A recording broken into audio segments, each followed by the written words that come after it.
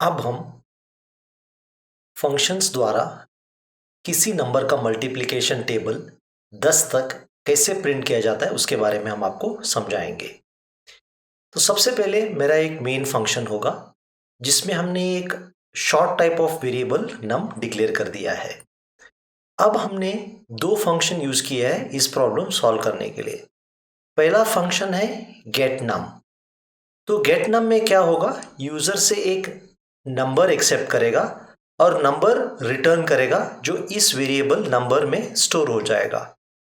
और print table जो function होगा, इस नंबर को हम प्रिंट टेबल को पास कर देंगे ताकि यहाँ पे मल्टीप्लिकेशन टेबल प्रिंट कराया जाए। तो सबसे पहले मैं एक फंक्शन शॉर्ट गेट नंबर लिखने की कोशिश करूंगा। ठीक है, सारी चीज मैं आपको जैसे ही टाइप करूंगा वैसे समझाऊंगा। ठीक है, तो अब हमने एक वेरिएबल डिक्लेयर कर दिया जिसका नाम है वैल्यू। जब वेरिएबल का नाम है वैल्यू, मैं क्या कर रहा हूं, यूजर से कह रहा हूं कि इसे हम शॉर्ट डिक्लेयर करना चाहिए क्योंकि हम इस वेरिएबल को रिटर्न करने वाले हैं। तो इसी कारण हम इसे शॉर्ट कहेंगे। Short enter a number for tables. ठीक है, यानी टेबल आपको जिस नंबर का चाहिए उस नंबर को आप एंटर कीजिए। तब हम क्या करेंगे, scan F percentage H I क्योंकि ये डेटा टाइप शॉर्ट इंट है। तो अब हम क्या करेंगे, एड्रेस ऑफ वैल्यू पे इसका वैल्यू स्टोर करेंगे।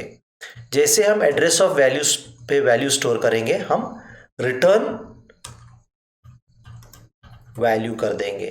तो अब क्या होगा, जैसे हम रिटर्न वैल्यू कर देंगे, ये जो वैल्यू है इस वेरिएबल नंबर में स्टोर हो जाएगा। तो हमने इस फंक्शन का रिटर्न टाइप मेंटेन कर दिया है शॉर्ट, यानी ये function short type of data read करेगा। रीड करने के बाद ये वैल्यू जो है मेन फंक्शन को वापस ट्रांसपोर्ट यानी वापस भेज देगा। वो नंबर रिटर्न के द्वारा जब हम भेजेंगे इस नंबर वेरिएबल में कॉपी हो जाएगा। हमारा अगला फंक्शन है प्रिंट टेबल नंबर। हमने जो नंबर यूजर से रीड किया वो नंबर अभी हम उसका टेबल हम प्रिंट करने की कोशिश करेंगे। तो सबसे पहले क्या होगा, इसके लिए हमें वॉइड लिखना पड़ेगा क्योंकि ये कोई रिटर्न वैल्यू नहीं करेगा, वैल्यू रिटर्न नहीं करेगा और वेरिएबल एक्सेप्ट करेगा शॉर्ट नंबर। ठीक है, शॉर्ट नंबर यहां पे जो हम यूज कर रहे, ये जो है नंबर, ये मेन फंक्शन के लिए लोकल वेरिएबल है। ये जो नंबर है प्रिंट टेबल के लिए लोकल वेरिएबल है। दोनों नाम एक ही है लेकिन दोनों का मेमोरी लोकेशन अलग है और दोनों एक दूसरे से बिल्कुल डिफरेंट वैल्यूज होंगे उसके अंदर। अब हम क्या करेंगे, इंट आई। ठीक है, अब फॉर लूप द्वारा हम क्या कर सकते हैं, int I is equal to 1, I less than और इक्वल टू 10। ठीक है, आई लेस देन और equal to 10, I plus plus. अब हम क्या करेंगे, टेबल हम प्रिंट करने की कोशिश करेंगे। Print F percentage H I क्योंकि नंबर है परसेंटेज शॉर्ट डेटा टाइप का, इनटू परसेंटेज डी यानी आई है इंटीजर डेटा टाइप का, is equal to percentage D slash N. हम इसे परसेंटेज डी क्यों कर रहे हैं अभी पता चल जाएगा आपको। एच आई क्या है, ये नंबर है।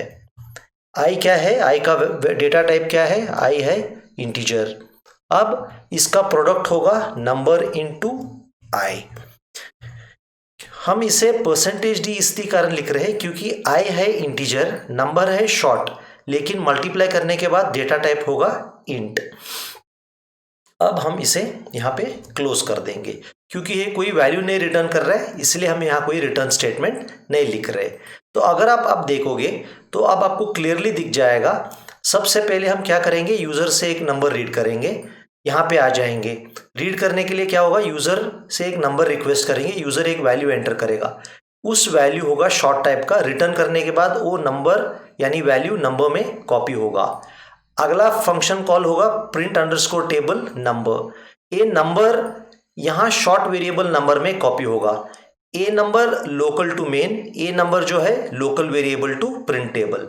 हमने एक वेरिएबल इंट आई डिक्लेयर कर दिया, I is 1, I less than और equal to 10, percentage H I यानी नंबर, इनटू परसेंटेज डी यानी ए आई, मल्टीप्लीकेशन करके इनके टेबल 1 to 10 तक हम डिस्प्ले कराएंगे।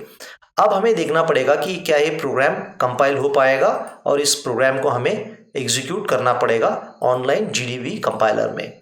तो अब हम क्या करेंगे, ये प्रोटोटाइप डिक्लेरेशन है, क्योंकि get number short data type return कर रहा है, प्रिंट टेबल कोई वैल्यू रिटर्न नहीं कर रहा है, इसलिए हमने इसे वॉइड डिक्लेयर करा दिया। ए वॉइड मतलब मेन से गेट नंबर के लिए कोई डेटा हम पास नहीं कर रहे, यानी कोई कम्युनिकेशन नहीं हो रही गेट नंबर के लिए।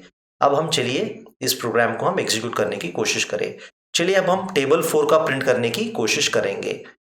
तो अब अगर आप देख रहे हो, हमने एंटर कर दिया 4, ठीक है, और अभी 4 का टेबल प्रिंट हो रहा है, 4 into 1 4, 4 into 2 8, इसी तरह 4 into 10 40 तक प्रिंट हो रहा है। तो ये था एक सिंपल टेबल, आपको मल्टीप्लिकेशन टेबल प्रिंट करने के लिए लॉजिक हमने फंक्शन द्वारा आपको बता दिया। तो ये था get the number two print the table, और ये प्रिंट टेबल का लॉजिक था। प्रिंट टेबल का लॉजिक काफी सिंपल है।